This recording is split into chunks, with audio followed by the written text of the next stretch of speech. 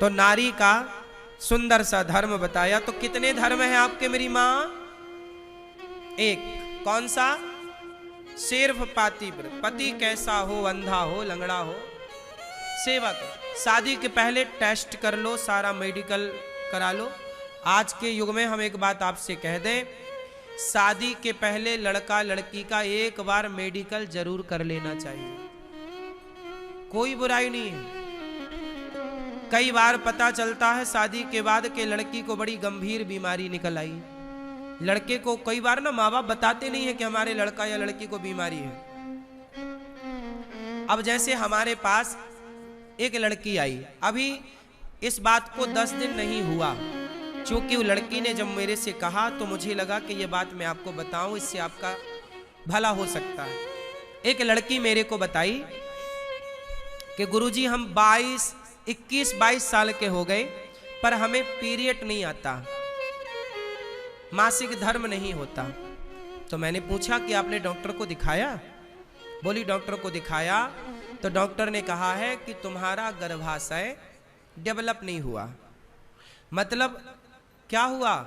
उस लड़की में नपुंसकता आ गई, पीरियड नहीं आ रहे हैं, मासिक धर्म नहीं हो रहा है, गर्भाशय छोटा रह गया।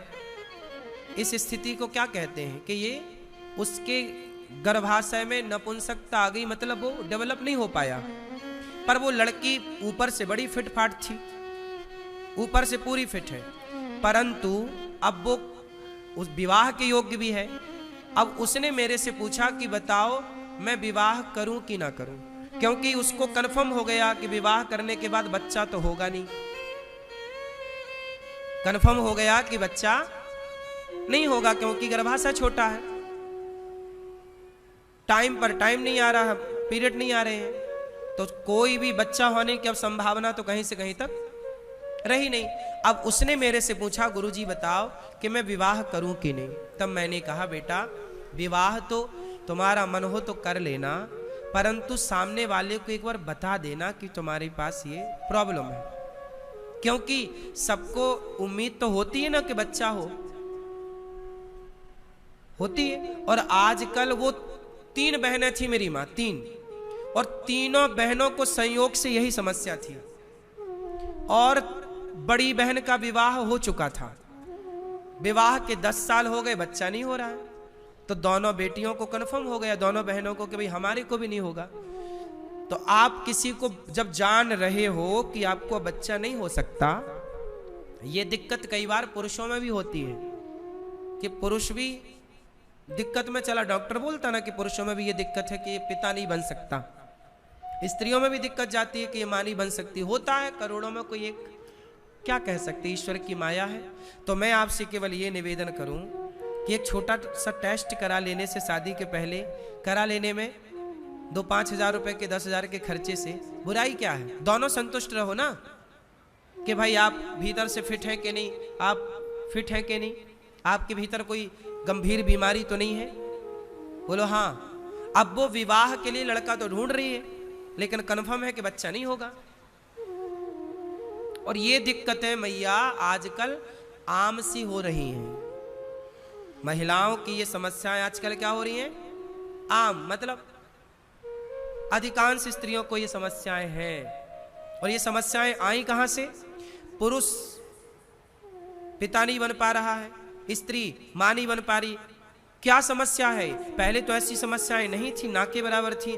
आजकल का जो खान पान है, होता क्या है, जो आप एल्यूमिनियम का बर्तन प्रयोग करते हो, मूल गूगल में सर्च कर लेना मेरी बात को, एल्यूमिनियम का जो बर्तन होता है, जिसमें आप कुकर में चावल, कुकर में दाल, और एल्यूमिनियम की कढ़ाई में छौंका लगा के मस्त तुम खाती पीती हो। एल्यूमिनियम के बर्तनों में पकाने से, एल्यूमिनियम के बर्तन में बना हुआ भोजन खाने से पुरुषों के भीतर नपुंसकता आती है। गूगल में सर्च कर लेना। सबसे पहले एल्यूमिनियम के बर्तन जेलों में अंग्रेजों ने घुसाए थे। कहां घुसाए थे? जेलों में। ये बताओ कि धातु अपना काम करती है कि नहीं?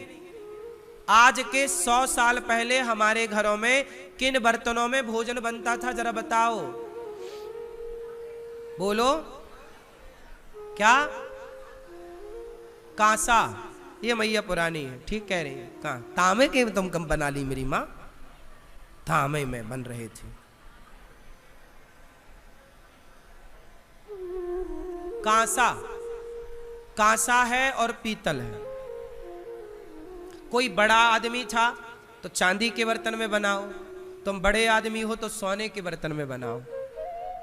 या तो सोने के बर्तन रखो, या चांदी के बर्तन रखो, या कांसे के बर्तन रखो, पीतल के बर्तन रखो, या फिर माटी के बर्तन रखो। आज भी जगन्नाथ जी का प्रसाद माटी के बर्तनों में बनता है। आज भी माटी की हंडी में दाल पकती थी और माटी की हंडी में चावल पकता था। आज भी गांव की महिलाएं माटी की हंडी में दही जमाती हैं। बोलो हाँ कि ना? माटी की हंडी, माटी का पात्र। अब तुम इतने पढ़े लिखे होकर भी इतने अनपढ़ टाइप के हो गए हो, तुम्हें ये नहीं पता लगा कि एल्यूमिनियम कितना गंदा है। ये पुरुषों का पुरुषत्व खत्म कर रहा है। धातु ही गलत है ना। ये एल्यूमिनियम जो है, जो गलत धातु है। ये गूगल में पूछ लेना, मेरी बात पे यकीन नहीं हो तुम कुछ भी खाओ, हमें क्या, हम तो तुम्हारे को सही बता रहे हैं बस। आज ही अपने बच्चों का भला चाहती हो मेरी माँ, तो अपने घर से सारे एल्यूमिनियम के बर्तन हटा देना, वरना तुम्हारे बच्चे बाद में इस समस्या से पीड़ित होंगे कि बच्चा नहीं हो रहा है। क्योंकि अब सोचो कि 20 साल का तुम्हारा लड़का है, पर जन्म से उसने एल्यूमिनियम के बर्तन में खाया, तो 20 साल तक खाया ना, तो 20 साल जो खाया उसका प्रभाव कहां जाएगा? और सुनो, पहले के लोग पत्तल में खाते थे। थाली काय की थी खाने की? बताओ, पहले किस थाली पे पानी पीते थे, किस थाली पे खाते थे? बोलो मेरी माँ।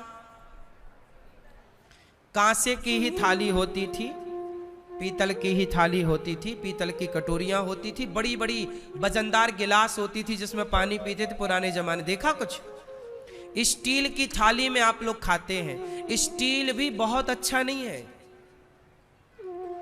स्टील बस ऐसा है, ना इसका कोई फायदा है ना इसका कोई नुकसान है, न्यूट्रल है। स्टील का बर्तन ना फायदा है ना नुकसान, जीरो है।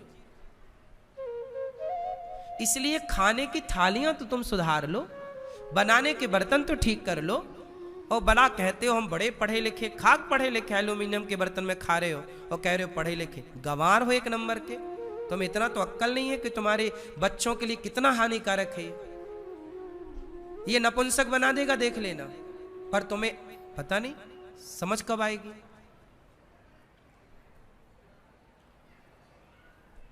बात छोटी छोटी है पर तुम्हारे भले की है। हम सब सर्च करते रहते हैं, सर्वे करते हैं ताकि आपका भला हो सके।